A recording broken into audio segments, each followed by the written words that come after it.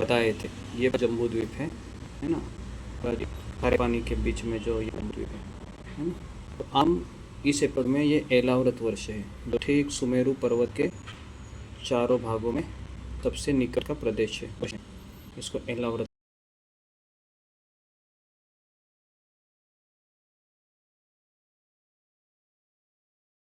ओम अज्ञानतिमिरान्धस्य ज्ञानाञ्जनशलाकया येन तस्मै श्री गुरुवे नमः।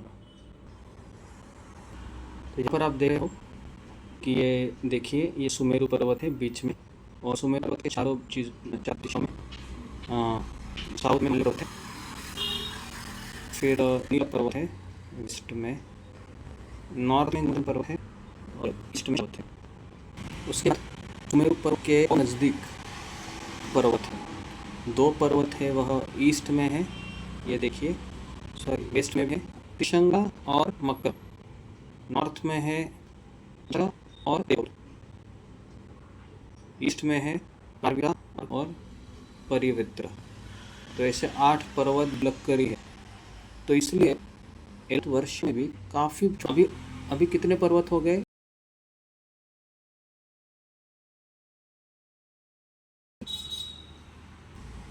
बीच में और 4 पर्वत हैं। साउथ में सुपरशा पर्वत है, वेस्ट में कुमुद पर्वत है, नॉर्थ में मंदार पर्वत है, और मेरु मंदरा या ईस्ट में पर्वत है। तो टोटल अभी 16 पर्वत हुए।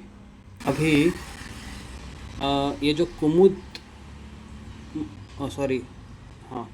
पर्वत जो वेस्ट में है, उसके ऊपर भी एक पेड़ है, और मंदार पर्वत के ऊपर भी पेड़ है जो नॉर्थ में है, मेरु मंदिर के ऊपर भी पेड़ है वेस्ट में है, और सुपरयस्व पर्वत के ऊपर भी पेड़ है। और ये चारों पेड़ का जो हाइट है 1100 योजन, 1 योजन मतलब 13 किलोमीटर। तो आप गिनती कर सकते, इतने बड़े उनका ऊंचाई है। अभी जो पूरा ही एलावृत वर्ष है, जिनमें 8 पर्वत है, फिर उसके पीछे 4 पर्वत है, तो एक यज्ञकुंड की तरह दिखाई देता है। ये देखिए, इस तरह से दिखाई देता है ना। तो अगर आपने यज्ञकुंड देखा होगा तो ये इस तरह से एलावृत वर्ष दिखाई देता है। ये बीच में जो अग्निकुंड है ये सुमेरु पर्वत है, और ये 4 पर्वत हैं, और उसके पीछे 8 पर्वत हैं। इस तरीके से दिखाई दे। तो देखिए, अभी इस चित्र में आपको बहुत अच्छे से दिखेगा कि ये जो 4 जो पेड़ है ना, कुमुद पर्वत के ऊपर है, वह शाल्य एक बनियान ट्री है, मतलब वटवृक्ष है बड़ा। मंदार पर्वत के ऊपर मैंगो ट्री है, मतलब आम का पेड़ है बड़ा। मेरु मंदिर के ऊपर जाम्बू का ट्री है, पेड़ है ना। और सुपरयस्व पर्वत के ऊपर कदम्ब का पेड़ है। तो इस तरीके से ये 4 पेड़ है। तो ये जो 4 पहाड़ी है या पर्वत है, इसमें 4 सरोवर है। जो कुमुद पर्वत है वहाँ पर मीठे पानी का सरोवर है। जो मंदार पर्वत है उसके नीचे दूध का सरोवर है। मेरु मंदिर है, उसके नीचे हनी मधु का सरोवर है। और सुपरस्वा जो पर्वत है उसके नीचे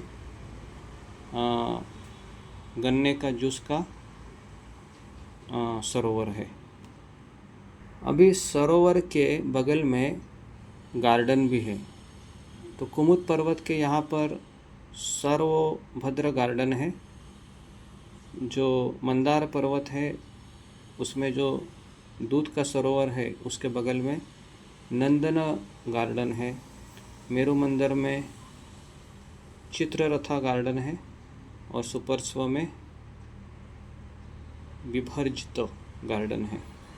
तो अभी ये जो मंदार पर्वत है।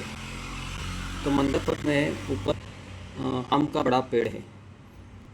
और जब इस पेड़ से जब आम गिरता है तो आम 400 मीटर इतना बड़ा होता है, तो आप कर सकते हैं। और वो जब इतनी ऊंचाई में कोई छिलका भी नहीं होता है और कोई अंदर कोई, तो उससे एक प्रकार का रस निकलता है और वो रस है वह उस जाता है और एक नदी का प्रवाह उसमें से निकलता है। और जो वे जब इस नदी का पानी पीती है तो उनके मुंह में जो सुगंध आता है वह 100-150 किलोमीटर इतना उसका सुगंध फैलता है। तो यहाँ पर देवी देवता निवास करते हैं।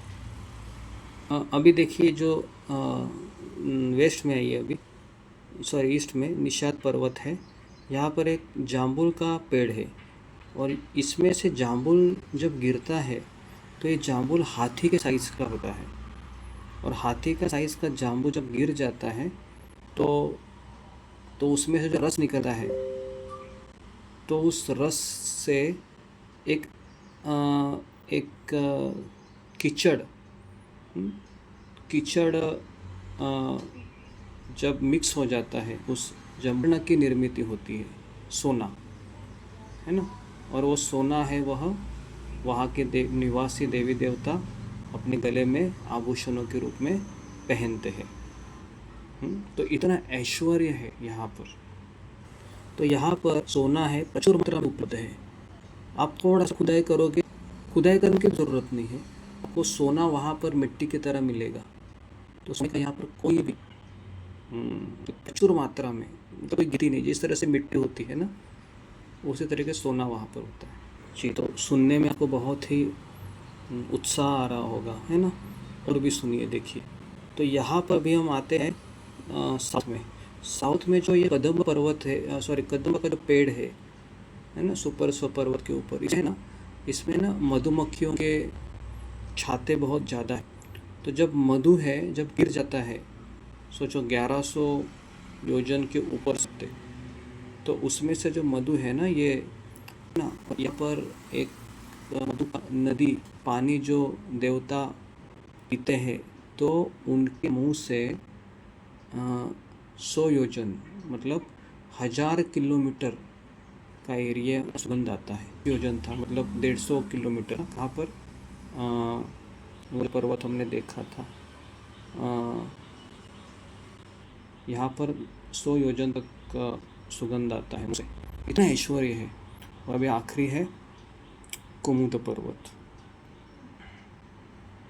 जो ऊपर है कुमुद पर्वत, उसके ऊपर जो बनियान ट्री है, वटवृक्ष है, उसमें कई सारे उसके जो रूट्स है, जो मूल है ना, तो उसमें से अलग अलग चैनल है ना निकलते हैं। एक चैनल में दूध का नदी है, दूसरे चैनल में दही का नदी है, तीसरे चैनल में मधु का नदी है और चौथे चैनल में घी का नदी है। तो यहाँ के जो लोग हैं वह बहुत सुखपूर्वक अपनी ज़िंदगी बिताते हैं। यहाँ पर रहने वाले लोगों को जॉब करने की ज़रूरत नहीं है, यहाँ पर उनको बहुत लोन लेते हैं, खर्चा करते हैं, कुछ नहीं, क्योंकि नेचुरली सारी चीज़ें यहाँ पर अवेलेबल है, जिनको हम यहाँ पर पैसे दे के खरीद निवास करते हैं। लेकिन सबसे हैरान करने वाली बात यह है कि यहाँ भोग विलास में रमते हैं, यहाँ पर भक्ति नहीं होती है। भक्ति करने की सुविधा केवल